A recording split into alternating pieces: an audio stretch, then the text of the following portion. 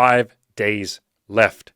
That is how long you have to grab my amazing coaching deal. Right now, if you sign up and pay in full, you will get 18 weeks of coaching instead of the usual 12. Link in the description below. So I just got off a coaching call with my coaching group, and we had this really good discussion about, or it started off with one of the guys saying, essentially, I was slightly frustrated that a woman that I hit on didn't want to progress any further. And obviously that feeling is completely normal. A lot of us feel that, we take it as rejection and all of that.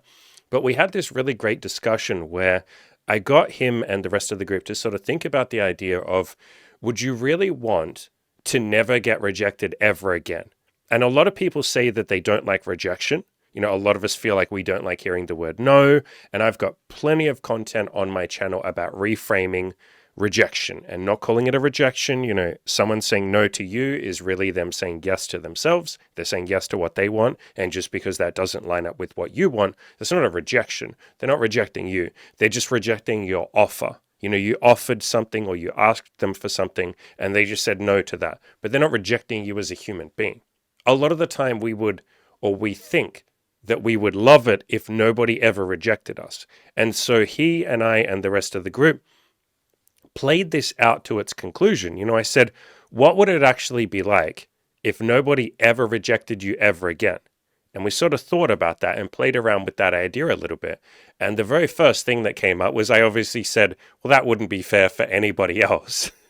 If everybody is saying yes to you, I guess that means a whole lot of people don't get what they want, right? Because everybody's too busy giving it to you and there's nothing left over for everybody else. So, that was the first thing that came up. But we played it out a little bit more. And one of the other ideas that came up was, would you even want everybody to say yes to you all the time? And I want all of you listening right now to sort of pause the video and have a think about this. Would you really want everybody in the world to give you everything that you want all of the time? Like, you might think that you want that.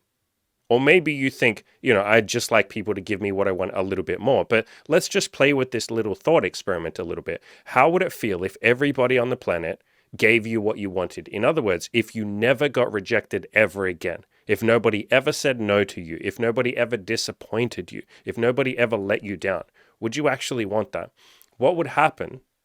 Let's pick dating or sex in relationships. Let's just pick that. What would happen if every person on the planet was willing to sleep with you and date you? You just had to say, hey, will you sleep with me? And 100% of the time they would say, yes, I'd love that. Or do you want to be my boyfriend or my girlfriend? And they would just say, yep, yes, I would love that. No matter what. They're always going to say yes. You're never going to have to face rejection or the sting of the stories that you tell about rejection. You're never going to have to face that ever again. What would happen? And actually think about this. Maybe even pause this video and think, how would I feel? At first, it would probably be very exciting. Wow, I can sleep with literally anyone I want, or I can date anyone I want, or I can be friends with anyone I want, or anyone I want will just give me everything I ask for, and I never have to hear the word no. Wow, that'd be cool. I could become rich. I could become famous. It would be like having a genie in a bottle. I could just ask for whatever I wanted and people would give that to me. That would sound amazing. But I believe, and I've played this out myself, and I got the guys in the coaching group to do the same thing, and be very honest with yourself, I think eventually you'd get bored. I think eventually life itself would no longer hold any meaning. A big part of the reason why life is so meaningful is to overcome adversity, to overcome, struggle. And struggle doesn't have to be painful, but to overcome challenges, to put in some work and get some sort of payoff for that. There's a nice little dopamine cycle that happens, a reward system that happens in our brain. When we put in effort, maybe we don't get results immediately. We keep putting in effort, we upgrade ourselves, we evolve, we learn, we grow, and then finally it starts to pay off. We love that. We all love underdog stories. We love growth. We love progress. We don't like so much, or it's less interesting to us if somebody is just, let's take an example. If somebody is just born with wealth, like their parents give them hundreds of millions of dollars, we don't find that very exciting. Maybe we're happy for that person and we're like, awesome, I love that you have that money, but it's not an exciting story. I don't find it interesting in the least. And often what happens is if somebody is born into, like I said, let's use the example of wealth. If somebody is born into money, they often take it for granted and they don't appreciate it themselves because they're like, well, I didn't do anything for this. This just came about. And so I think you would quickly lose interest and become very bored if everybody just gave you what you wanted and if you never got rejected. There's a really good scene from one of my favorite movies, maybe my favorite movie, The Matrix, where Morpheus is having a conversation, or I guess he's being interrogated by one of the agents from the movie. And the agent basically says, we made you a perfect Matrix move. We made you a perfect Matrix and we gave you everything you wanted and you weren't fucking happy. Did you know that the first Matrix was designed to be a perfect human world where none suffered, where everyone would be happy? It was a disaster. No one would accept the program. Entire crops were lost. So the perfect world was a dream that your primitive cerebrum kept trying to wake up from. Which is why the Matrix was redesigned to this, the peak of your civilization. The way that our brain works is that we're evolved to solve problems. We like to solve problems. This beautiful big brain that we all have, literally a big function of it, or one of its main prerogatives, is let me solve problems. Let me put all the pieces of the puzzle together. Let me overcome adversity. I just got to solve problems. Like literally, I have all this fucking energy. You know, your brain has all this energy. I am literally just here. I've evolved to solve problems. Give me some damn problems to solve. I'm ready to go. And your brain is just constantly solving problems throughout the day. Like constantly. And so if you had no problems, this big, beautiful brain would go, well, what am I supposed to do with my time now? I'm here to solve problems. I need to solve some damn problems. If you're not going to give me any problems, I'm just going to invent some. And that's what this clip in The Matrix shows. You know, in the movie, they say, we gave you this perfect Matrix. We gave you this perfect existence where there were no problems. You were happy all the time. And you just started inventing problems because your brain was set up to solve problems. That's its main prerogative, or one of its main prerogatives. And so we often then throw ourselves or invent some problems. Like how many people, their life seems perfectly okay, like perfectly beautiful, like celebrities are a really good example. And then problems just seem to crop up. You know, maybe they self-medicate with alcohol. Maybe they even give themselves an addiction, or they fall into drugs or something. So then their brain has some challenge or some problem to solve. You know, there's that thing that constantly happens when we reach our goals. What do we then do? We go, okay, I'm going to move the goalposts and I'm going to come up with a new goal and I'm going to move towards that. Your brain is set up, it's hardwired to solve problems, to overcome adversity, to rise up against new challenges. Your brain is not, as much as we love comfort and we love habit and all of that, the brain does eventually get bored of that, often very quickly becomes bored of that, and you look for novelty, or you look for new problems or new adversity, new things to solve.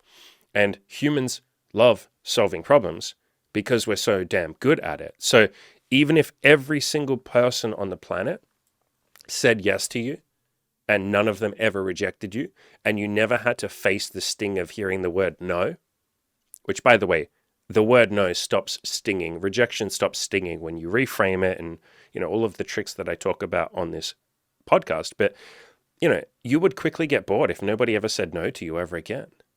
You would start finding ways to make people say no. Like you would literally invent your own problems, so to speak, or your own challenges. You would literally want people to start saying no. And so you would start to invent ways that they could say no to you. So you would maybe start screening harder for what you want. You'd become more fussy. Or if you want to phrase it a little nicer than that, you would upgrade your standards. You would raise your standards. And you would ask for things that maybe people weren't able to give you or didn't want to give you. And so then you'd have to go out and find the people that did want to give you that thing. So that would be a new challenge for you to overcome. You know, maybe you'd get really, really, really fussy. I myself went through this.